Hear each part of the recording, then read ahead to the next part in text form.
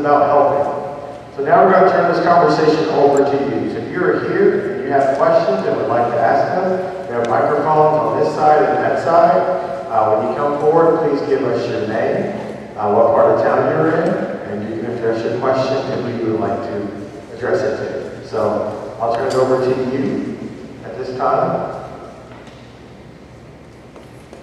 As people are walking up, I'm going to ask one of the questions that we received online. It comes from a Mr. Azar. It says, how can we get all public entities, including AISD, Central Health, Cap Metro, to utilize publicly owned properties to further affordable housing goals? And that's for anyone on the panel.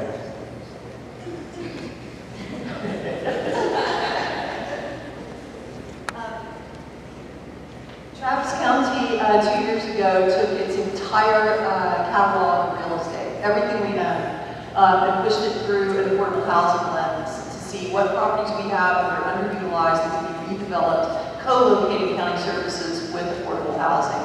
So we've identified several sites, we've sold off some properties to help us pay for that redevelopment, and we have our first Travis County owned dirt becoming affordable housing at 53rd Airport Boulevard, which is in Commissioner Travillion's precinct. And it is bringing online, I believe, you're gonna have to check my numbers on this, but I believe it's 243 affordable units, which include everything from studios to 3-bedroom apartments. All of them are affordable, which is to say available for people at 60% of the median family income, with a sizable percentage at 30% of the median family income and below, which means that they are deeply affordable. And it's a great location. So this is our maiden voyage using Travis County property, but I assure you that we have identified other properties as well. One that's in precinct 4, and another that is, I believe, is right straddling precinct 3 and precinct 4, and then another one that's actually in precinct 3 out in Bee Caves, an area that has no affordable housing. So stay tuned. This has been a really great project at 53rd, and we anticipate duplicating it all over Travis County with property that we own. Thank you. Do you have a question? Go ahead. A two-part question here. Part number one is maybe a party question or a city question. Coming from the side of science, you rely heavily on evidence-based tools and instruments to guide our decision making. Do we have a publication or something that can point us in the direction? Here is the evidence-based tool that we developed as the City of Austin or as the Travis County Democratic Party on how we systemically address poverty top down. Does that resource exist, or have we talked about it on a reference manner? The second part of my question is, how do you, if you could imagine how best to leverage willing community clinics like People or Lone Star or others in this community, how would you do it? You know, because when I hear you speak about ACC, and I think about my patients, I see patients age 12 to 26 mostly. And I work with adolescents every day because they tell me they're cases at ACC, and I see the struggle with other health issues. How do you leverage clinics like us on a national system?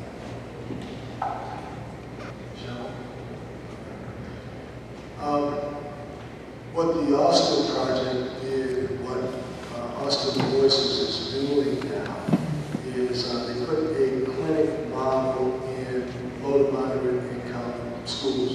Andrews was one, Mendez was another. And what they do is they put nursing professionals at the schools with clinical facilities. The idea is if a student needs something that a school nurse can't provide, and they can go to this facility, which is also on campus. We think that that model has worked very effectively, and People's Clinic has used it, for example, at Mayor High Tech, where they've got about 25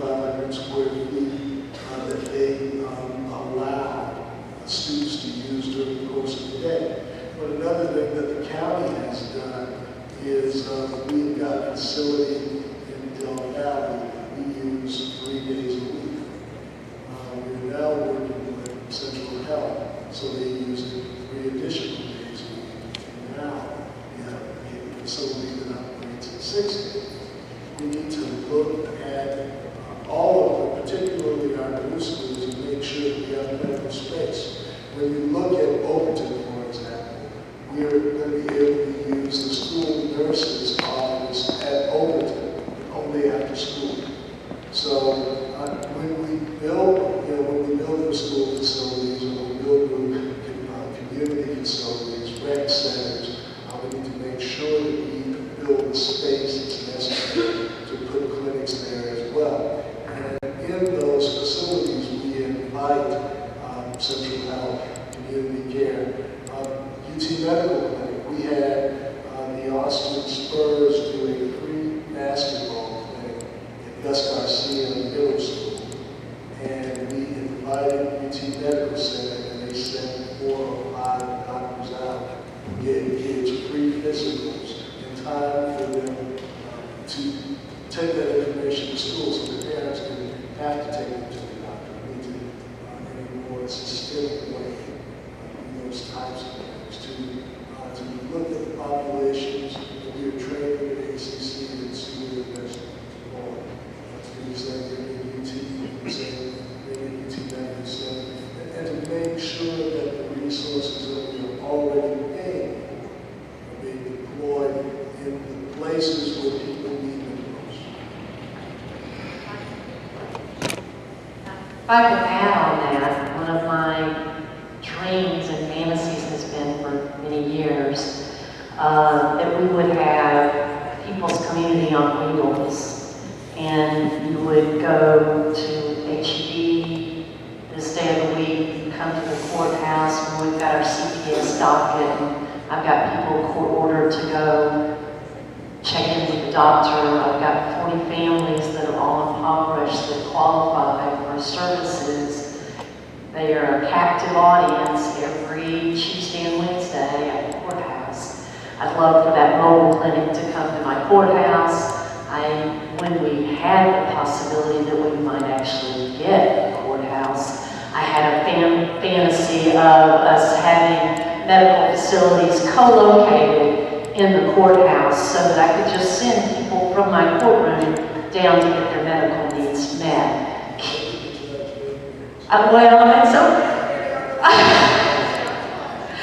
So I would love to see people's on wheels and for them to do the bus travel as opposed to the clientele.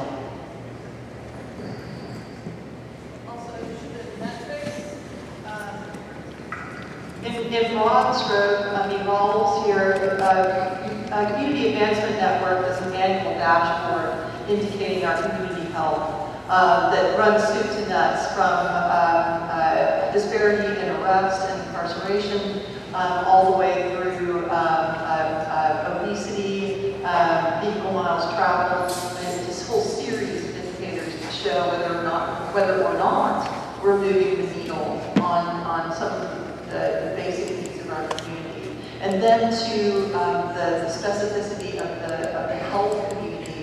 I know that this has been a struggle and that it has been a contentious issue for many people in the community, but I do believe that our healthcare collaborative, which I get it, there's all kinds of political issues around it, but we will be, as a community, measuring success or the shortcomings over the next several years of a historic public-private partnership between Central Health, the University of Texas New Medical School, and CE to see if the grand experiment is resulting in greater access to healthcare for people and better outcomes in healthcare for people. And if it does not move the needle, we must hold ourselves accountable.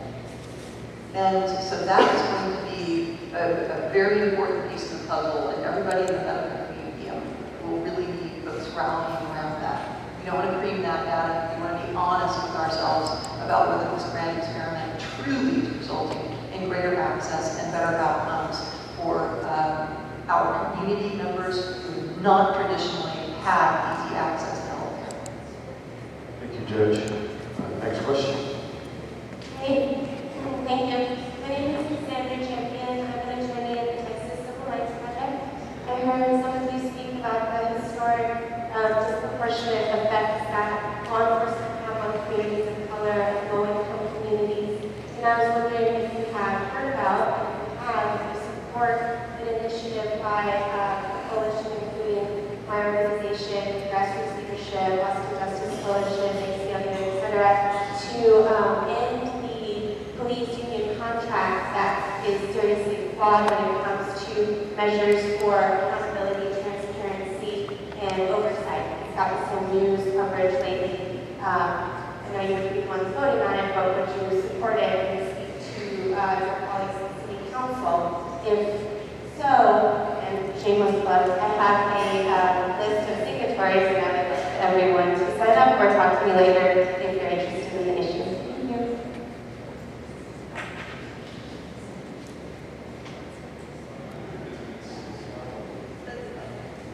Well, let's partly us, too, on the county level, for the jail, for the courts. So, all right, I'll take this black bean.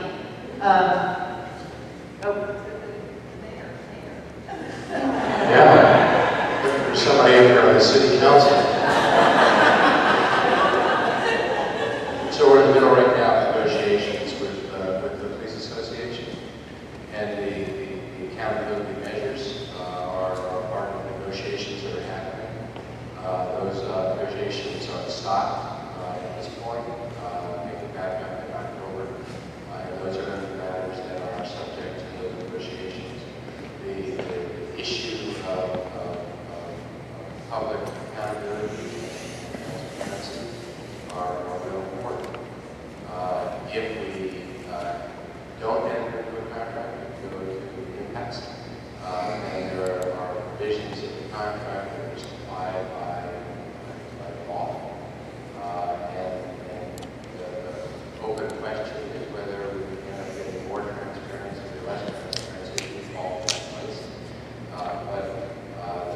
Those contracts negotiations are ongoing right now. We just passed our budget. And we did not increase the number of offices, funding, holding all those questions in advance, and to hold as many as ever as they just outstanding issues those contract negotiations.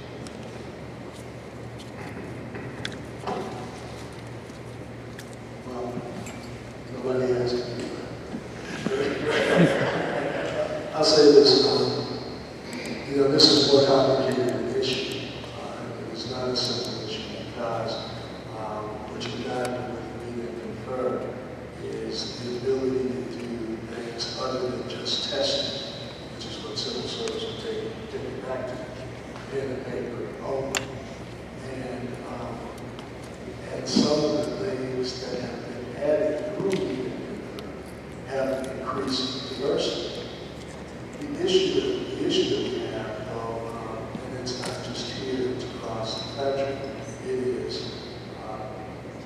how policing organizations use community policing tools and whether they are trusted and respected by the communities that they police. And I can speak from personal experience. When I grew up, the deputy sheriff that was my next door neighbor in my baseball coach, because we knew we were in church with the folks around. The problem that we have is a community problem. It is oftentimes people who are policing communities in areas unlike the places that they grew up. And what we have to do, and I think that we do this through engagement at schools, like after-school programs, through engagement, through explorers programs. We're going to have to find a way so that officers begin to meet children at 5, not at 15. They're acting like 15-year-olds. And it's got to be a a system that we put in place where trust can be established. And I don't know that any tweaking of even and confer will fix that. We're going to have to require things of officers that we used to require that we don't require them. We're going to have to know that officers know how to deal with people that are not like them. Maybe the period in which they're trained as cadets has to be longer. Maybe it has to be more involved from standpoint of who this person is and what this person understands policing to be. I was NAACP president when the Cedar Avenue accident occurred, and what we got from that was a police monitor's office. This is an imperfect process, and there will not be a simplistic answer. I think that we have to delve deeper into the system and build the relationships that communities can trust. And until we do that, we're whistling in the wind. Thank you. Thank you. Appreciate it. Next question. Hi, my name is Marguerite Jones, and I work for the city. Mayor Adler's my boss. And I work with Austin Energy, and we are the CAP program, and we work with people that are low income, and we also have the medically vulnerable registry, which stretches across all incomes. But one of the things that we do is that we work with these people who have health issues, they have housing issues, they have all kinds of things, and we help them with different partners that some of them were here tonight to help them find funding for their utilities. And one of the things that we find a lot is that people are struggling to eat, but a lot of them are struggling because they don't have an education. And one of the things that I volunteered for was Fab Pack, and Geronimo is over that in my district. But I asked over and over, every time I go to anything that's school district, why don't we have more vocational education? And then go on to ACC. But we lose kids. 50% of the kids in high school drop out in low-income areas. They drop out and they don't get an education. And I am the product of vocational education, and I just don't understand it. Somewhere along the line, when I had children, vocational education funding went away, and I don't understand why we, AISD, does not do more about that. And I asked, why don't we have more than one campus that offers auto mechanics, that offers building trades? Why don't we? And they said it's too expensive. But if we don't invest in that now, then we have these people that are dependent and can't have housing. And then the other thing on that, I would suggest that if you do vocational education, have housing for those kids, so that when they want to go on to ACC, there is some kind of housing for them. Because what happens is they drop out of school because they have to go to work, and then they get menial jobs that don't pay, and a lot of the foster kids, end up on the street because there's nowhere for them to go, or they have a drug conviction. Again, they end up in the courts.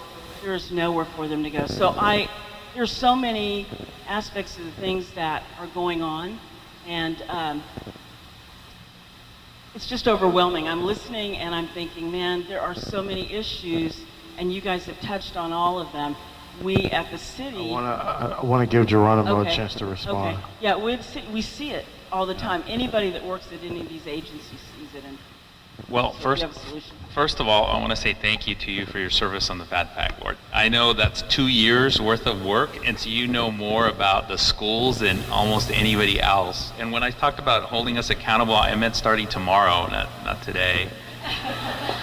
I'm just kidding. No, I thank you so much for that question, because, for me, when I look at the outcomes, and I look at 6% of all diverse students who go to college actually graduate, right? And I'm now looking past just high school. And then I look back and I look at my 2 years of service on the National PTA Board, and we found that a lot of the research says that when parents are engaged, student outcomes are better.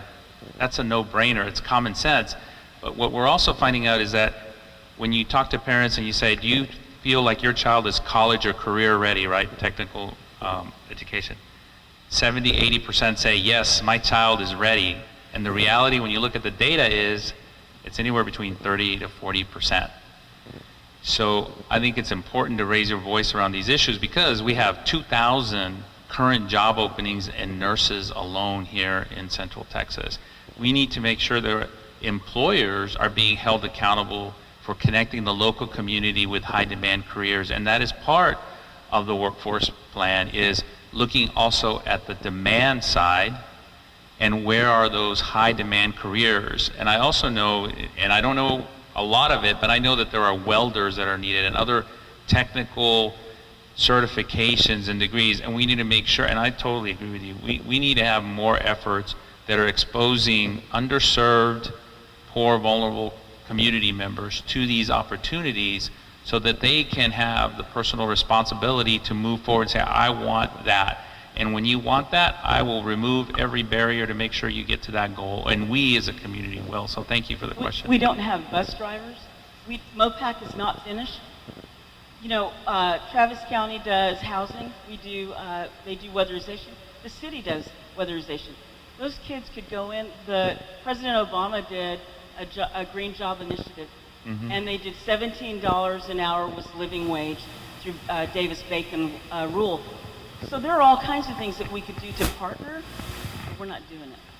I want to do a shout out to AISD. They are the educators at Gardner Betts at Juvenile Justice, and we have a great vocational component of the work there. They can get HVAC certified, they can get their food handling license, they do carpentry, they do auto mechanics. The one thing that the kids want, when we polled the kids, and we don't have it yet, but we're going to build it one of these days, is a barber shop. They want to learn cosmetology, and the guys want to learn how to do great buzz cuts. So one of these days, and fades and all that kind of stuff. So we'll get there, but AISD does help us in such a great way, and those educators are amazing. Just a quick, I just want to add one quick point, Vince. I think, you know, again, it's a good reminder. I think part of the reason why we've shifted focus, rightfully so, Jeff very eloquently reminded us of our history as a country, and for a long time, black and brown kids were told that they weren't smart enough to go to college. Weren't college material. They weren't college material, and so they were pushed down the vocational track without a choice. I think we've come far enough, I hope, at least in spaces like this, where we're sophisticated enough in our thinking to put in front of our young people and their families the option of saying, look, and from a young age, put college in their mind in those after-school programs, but as they get older, to put in front of them options that say, look, you want to go to a four-year college, you know, we're going to work with you, we're going to give you the counseling and the types of supports that you need to go there. But if you want to consider these other options, this is the path, and we should do that early. My dream is that someone graduates with their high school degree with their LVN certificate in their hand, or their HVAC certificate. You're going to come out making $22, $24, $28 an hour, and so I think to your point, we got rid of those, but now we need to reintroduce them. AISD is doing a wonderful job. ACC is doing a wonderful job, but I do think continue to push us, one, on how do we scale these things? Even when we talk about internships, how do we really scale these? And I don't have an answer. I know the problem, but I don't have an answer. And then how do we ensure that they are accessible across our communities? To have an auto mechanic shop in one school in one part of town, or a health sciences program at LBJ, yes, we've got transportation. Yes, AISD offers a degree of choice, but it's still challenging for kids across our community to access those. And I think that's where we're going to have to be more surgical in our approach to figure out how to get all of the folks who want those sorts of programs access to them, whether it's pushing those things out through individual course credits or bringing folks in from across the communities. I think those are the challenges the questions we have to wrestle with. Thank you, Sean. We have to define what is at the end of the road. And what I mean by that is, if we know that HVAC workers make a certain thing with a certain type of certification, the census used to put out, if you graduate from high school, you'll make this. If you graduate from college, it'll be that. Professional school, here. If we are clear about, because if I'm in 7th grade taking algebra, I want to know that taking algebra is going to do something for me that missing algebra wouldn't. So we have to do a better job of defining what it is you get for going there. Thank you, Jeff. We'll go to the next question. Hi, my name is Dinesh Vakaria. I have a question. With the help of the city in Southeast Austin, there is a good community build for homeless people. The Ellen from Fish and Loaf built a good community for homeless people. I visited them, and one of the questions I asked is, what happens to people when they come home? And would they be interested in having some education? And the answer was yes. And I would like to ask KCC folks, instead of asking people to come to your college, why can't we go to them instead of Mammoth going to Mountain? Let's bring the Mountain to Mammoth. And don't charge them any fees because they don't have money to charge. Ask your donors if they would support this kind of facility so that these people, and these are going to be future parents, and if they understand the value of education, they will bring it to their children. So have you looked into it, or? ACC does have, at a very sort of small scale, some programs that push out. For example, at the Asian American Resource Center, will offer certain courses. But I think your point is very well taken. Is that we'll have to look at how do we push out into these spaces, collaborate, partner, and do it in a way that's cost effective and sustainable. But look at these approaches. I think it's a point well taken, and I'll share it with my colleagues.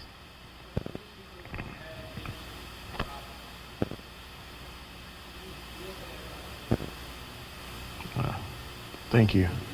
We'll go to the last question of tonight, and then after that, we'll have closing statements by each of our panelists. Thank you. Good evening, and thank you all for your comments. You've shown us all that you really understand the mechanisms that are driving this issue. My name is JC. I live on the southwest side, and I was struck by how each of you described poverty differently, as an experience of joblessness, as an experience of community underinvestment, food insecurity, health disparities.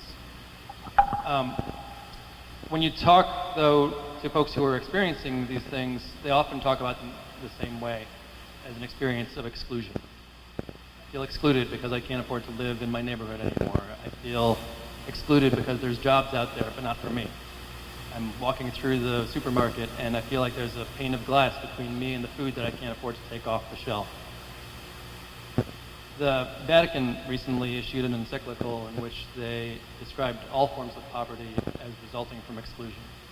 So my question is, what more can we do to lift up the idea of inclusion as sort of a cardinal value in all of the policies and programs and nonprofits that are surrounding this issue? Tangibly, what does that look like to you? Yeah, I'll make this short, just because you mentioned the encyclical. I think we're all called to create a compassionate and just society with our words and our actions. I think it's also important to understand that we need to make sure that we recognize every individual as a human being endowed with dignity and therefore compelled to be treated with respect. So for me, that question becomes one of personal responsibility, our actions, and looking at our own unconscious biases that we have for others. Look, when I go to the Mueller HEB and I see that mom with 5 kids trailing her and them throwing candy and other stuff into the basket and then the mom taking it out, that was me doing that. And I try to make sure, not just in that case, making sure that you include them, recognizes it, just acknowledging them, I think is a small step on a personal level.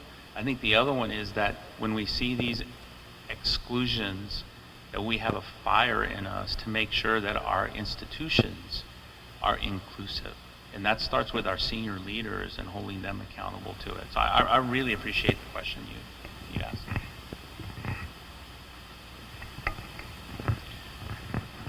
You know, I think you solve problems where you can. You solve problems in your control area. You know, I have 3 kids, so I was a basketball coach for 3 sets of kids, and we tried to do basic things. Can't practice if you don't do your homework. If your mom tells me you didn't do your homework, you get to sit with me today. You know, I know my kids who bring Gatorade, and I know my kids who don't. So we bring community Gatorade for them. I know my kids who have new shoes, and I know my kids who are running out of their shoes, and we look after each other.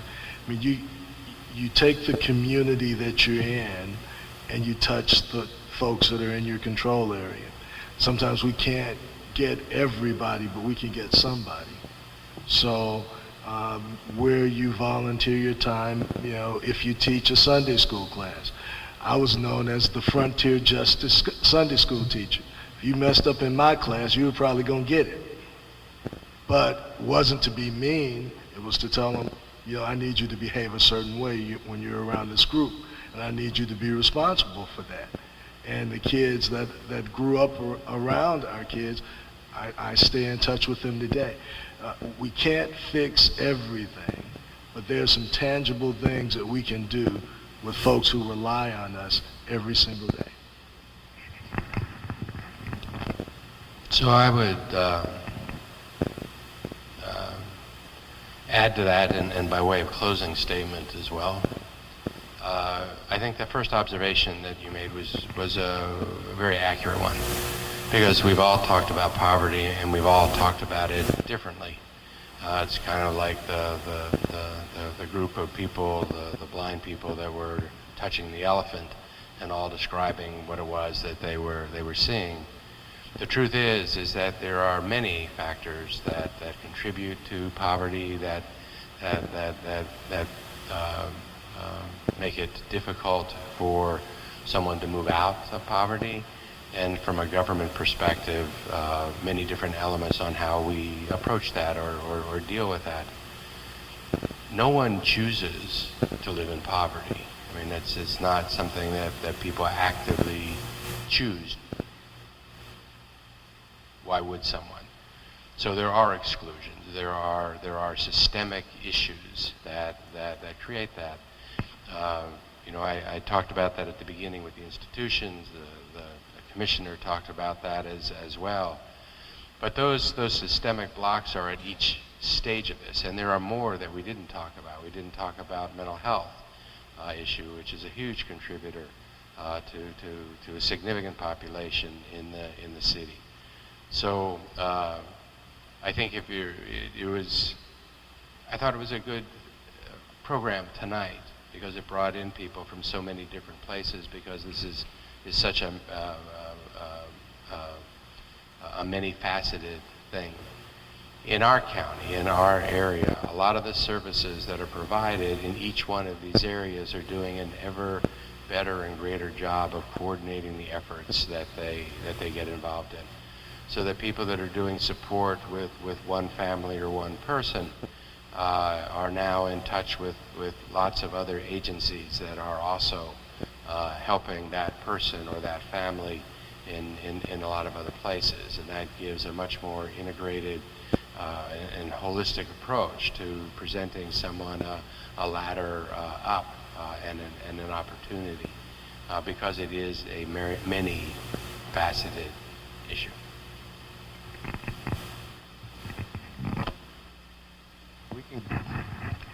There we go. And we can go down the line with closing remarks, and if you want to mention something in response to him, go ahead and include it. I would kind of add to what Steve said, and in response to you.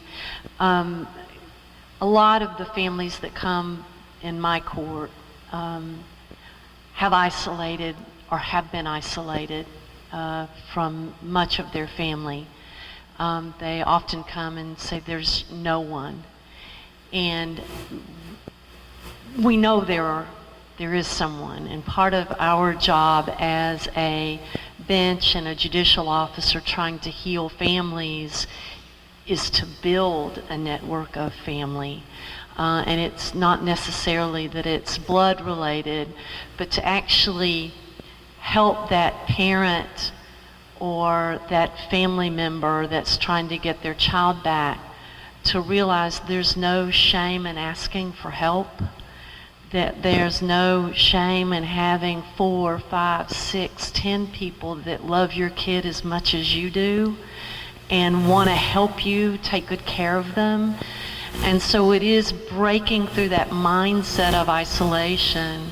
And I think a lot of it, and I think our People's Community Clinic individuals are here, I would love to see an infusion in our community, in our medical professionals, to recognize the AISD study and do it regularly, the Adverse Childhood Experiences study, so that we can project preventative services and healing trauma by just simply asking those 10 simple questions of the AISD study, so that we can help families start looking in the mirror and seeing worth in themselves, because so many of my families feel that they are worthless, and it's a lot of that isolation, a lot of drugs and unmet mental health needs and substance abuse and a lot of things, and their own personal trauma of abuse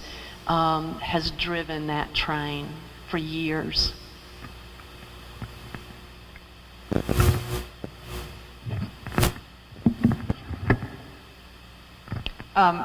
Also, this is a room full of providers, right? We got a room full of providers here, which is awesome. I can't tell you how much I appreciate all the work that all of you all are doing out in the community. And I know that we all have this moment in our lives. We have it over and over again. It's not enough to be benevolent. In order to truly live the encyclical, we have to do what Eleanor Roosevelt requested of us. We have to do something that scares us every day. Something that makes us genuinely vulnerable so that we can see and be seen. So that when we pull up at the intersection and the guy is panhandling, we truly have an exchange that makes us vulnerable, not just benevolent. So that when someone asks for help, they're asking for help and they are receiving it not out of a sense of, I'm going to help you out here and I'm going to tell you what to do. That there's a shared vulnerability. That's what breeds belonging. That's what truly makes us a community, is if we are brave enough to make ourselves vulnerable in help, either giving it or receiving it. Thank you. Thank you for that question. It really, as a public servant, you do become vulnerable. You do have an examination of conscience every day, all day long. Am I doing the best I can to help the people that I serve, that have elected me? Am I giving them the correct information that they need to have in order to find the help that they need, to get the food that they need, the spiritual direction that they need, the mental health, the physical, whatever it is that they need? And so every day, I think, just as the judge says, we become vulnerable.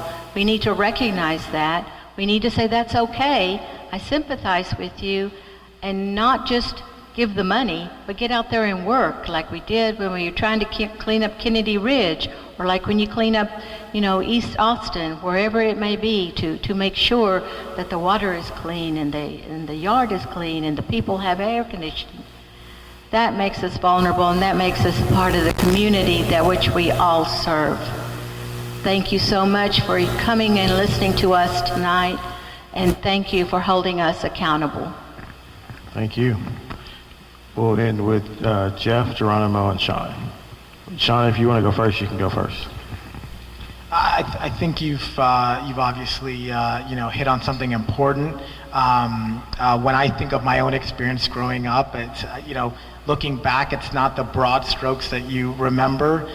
It's those very kind of specific experiences. I remember how humiliated I would feel, in the layaway line at Kmart. I would sometimes I'd leave my mom there and try to hide so no one from school saw me, or how embarrassing it was back then. If you got a free meal, you went in one line in the cafeteria, and those who paid for their meals went into another. So it's obviously something that for folks who are experiencing it every day is not these sort of, the broad strokes, or not the meta stuff that we might discuss here, but it's a very real and it's a very everyday experience, and I try to remind myself of that every day, and how privileged I am now.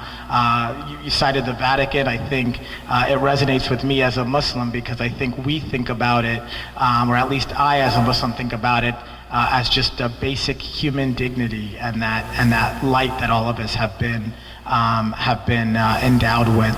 But I do think that for us as policymakers, we need to be looking at this in ways that are both powerful in that way, but powerful in other ways as well, given the tools that we have at our disposal. And one is to be very intentional in everything that we do. And I think this was part of the lead-in to the questions is, ACC can say, hey, this is not our business. We're an educational institution. Why are we doing this? And obviously that doesn't make very much sense. And I think we need to be intentional in everything that we're doing to say, how does this address these core issues that obviously tie back, in our case, to education, but that are more fundamental, and that if we address them will lead to a larger or sort of more significant ROI for us, given the investments we're making in these individuals as students. I think we need to have a culture of being evidence-based, and that's across the line. So if we're talking about dual credit placements, we need to ask the question, how many of these folks who are in dual credit are Latino? How many are African American, or whatever the case may be, and have that culture permeate everything that we do. And lastly, as others have said, I think you all can hold us accountable in these really concrete, specific ways. Those of us who are inclined to be on the same page as those in the room get a lot more power from having folks like you coming to our meetings, raising these issues, and putting our feet to the fire. And so I think that's my ask of you. Thank you. Well, I want to thank you for your question, because it reminds me of probably two real quick things. One is that I married up, and my wife would remind me that I would say, somebody needs to do something about this. Somebody needs to do something about this issue. And she turns around to me and she says, you know what? You need to step up if you're going to be raising the issue. And she helped me hold myself accountable and become vulnerable to stepping up. I think the other one is, I want to thank all of y'all for your questions and for holding us accountable. I would encourage you to hold us accountable to outcomes, not inputs, not the numbers of things that we serve or that we do, but to outcomes. I think it's incredibly powerful when you have a community share a vision of a single goal or a few goals instead of a number of goals, but really focusing on some of these outcomes. And so thank you for doing that. Appreciate it. For me, the important thing, and I don't think I learned this until I was a little older, and that is, both of my parents were teachers, so didn't have a lot of money. But what they had was a strong work ethic, a strong commitment to their community. And they taught me that you respect your elders and how you treat and work with one another. And I think what I learned as I got older is, I am comfortable in my own skin, and we have to identify those things that define us and be comfortable using the gifts that we have. So, what I don't try to be anything other than what I was raised to be and what I believe in. And I feel if I do those things, then the outcomes are going to be positive. I mean, we focus on pilots, not trying to do everything at once. Defining what it is we're doing, building a plan to get there, to be intentional and strategic. But when all is said and done, I think we should strive to be what we were raised to be and to honor those who raised us. How about a hand for our panelists?